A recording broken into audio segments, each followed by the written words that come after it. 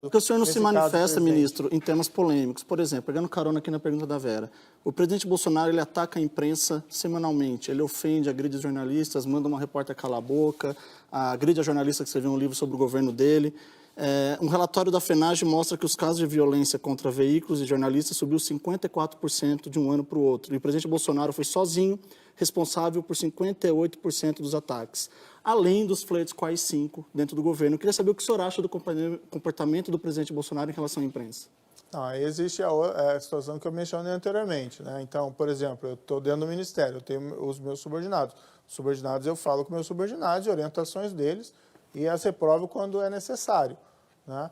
O senhor, por exemplo, fala publicamente do seu chefe editor lá, vai. O senhor é um homem público, falar? ministro, é ministro da Justiça. Eu queria saber o que o senhor acha da postura do presidente em relação à imprensa. Não, veja, o presente, o que acontece? A minha avaliação, o que eu vi nas eleições passadas, você tinha um grupo falando que tomando o poder ia regular a imprensa, cercear, a meu ver, entender ali, tanto a liberdade de imprensa como a liberdade do judiciário, se falava que seria necessário uma reforma do judiciário, e do outro lado o presidente está dando ampla liberdade à imprensa para fazer o seu trabalho. Sérgio Moro mentiu mais uma vez.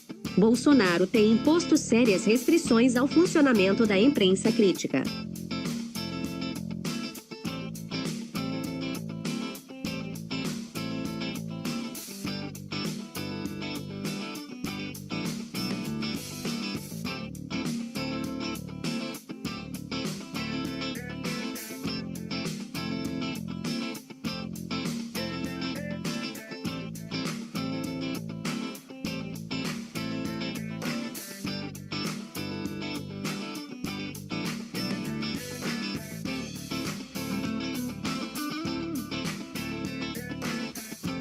Claro que isso é um dever, uma obrigação, um mandamento constitucional, mas não se vê qualquer iniciativa do presidente de cercear a liberdade de imprensa. Ele já proibiu a presidência da Folha de São Paulo, e proíbe repórteres de fazer perguntas, ele proibiu a presença da Folha de São Paulo em certames públicos, e isso foi proibido pelo Supremo Tribunal Federal, assim gestos e não só palavras. Não, parece que na questão da licitação ele voltou atrás, né? Ele anunciou algo e daí ele voltou atrás. Agora, veja, por exemplo, eu fui convidado para vir aqui para o Roda Viva. Se eu não aceitar vir aqui, né, seria uma censura? Seria um cerceamento do Brasil? Não, eu tenho a liberdade de vir ou não vir. Então, agora faz uma pergunta ao presidente e se ele entender que não... Ministro, mandar uma repórter calar a boca é uma tentativa de censura, ministro. Não. Falar da mãe dos repórteres, não é, do ministro? pai. Não, veja, uma questão de censura legal, não. Agora, eu não vim aqui para falar sobre o presidente. Entre outras coisas, né, ministro? E o presidente tem respeitado a liberdade de imprensa.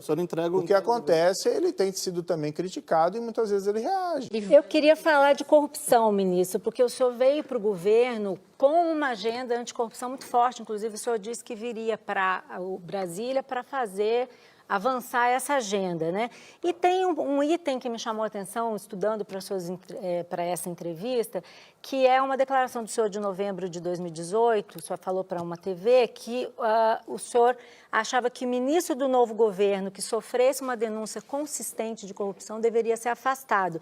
O senhor disse, inclusive, que não era preciso esperar o julgamento final para afastar um ministro por corrupção, e que o presidente Bolsonaro disse para o senhor que ninguém seria protegido se surgissem casos de corrupção dentro do governo.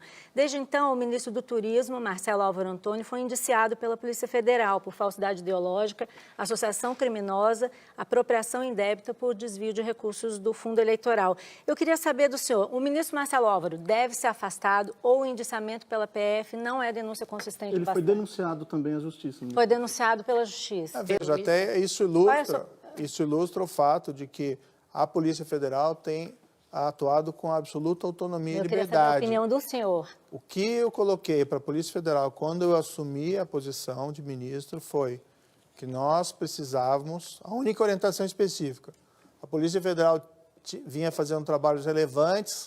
Anticorrupção, tem a Lava Jato, claro que não foi só ela, foram outras instituições, mas vinha fazendo esse trabalho relevante, precisava continuar fazendo trabalho contra a corrupção, contra crimes, contra a administração pública, mas precisava... Ministro, o senhor tem evitado, diz que não quer comentar e tem evitado fazer comentários sobre colegas e sobre o presidente, mas o senhor fez um comentário uma vez sobre uma suspeita de caixa 2 do ministro Onyx Lorenzoni. O senhor disse que ele admitiu erros e pediu desculpas.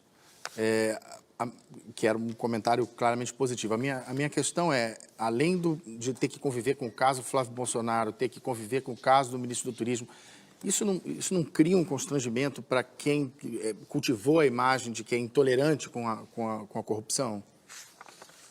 Veja, no Ministério da Justiça e Segurança Pública, nós temos continuado a fazer esse trabalho, nós temos fortalecido a Polícia Federal, nós temos fortalecido a Polícia Rodoviária Federal. A Polícia Federal tem feito operações extremamente relevantes de combate à corrupção.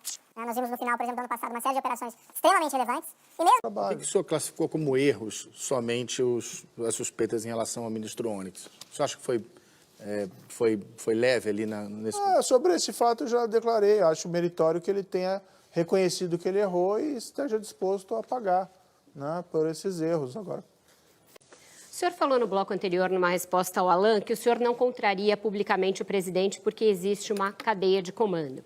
Na semana passada, o Brasil se chocou com a exibição de um vídeo de inspiração nazista por parte de um secretário de Cultura do governo do qual o senhor faz parte. Ele foi demitido, mas não se ouviu uma palavra do senhor, como um democrata, em repúdio a essa manifestação. Em dezembro, houve um atentado terrorista à Porta dos Fundos, a produtora Porta dos Fundos, que o senhor também não se manifestou a esse respeito.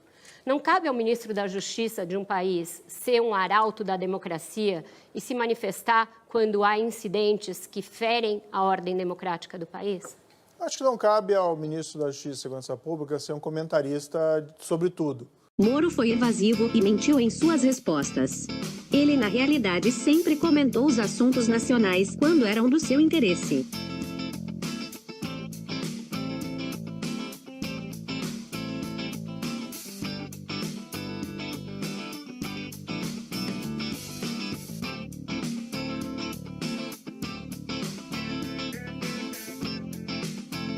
Ser um comentarista político ou atuar como se tivesse responsabilidade de falar sobre tudo. Há crimes em... Nesse caso, veja, do secretário de Cultura, a meu ver, foi um episódio bizarro.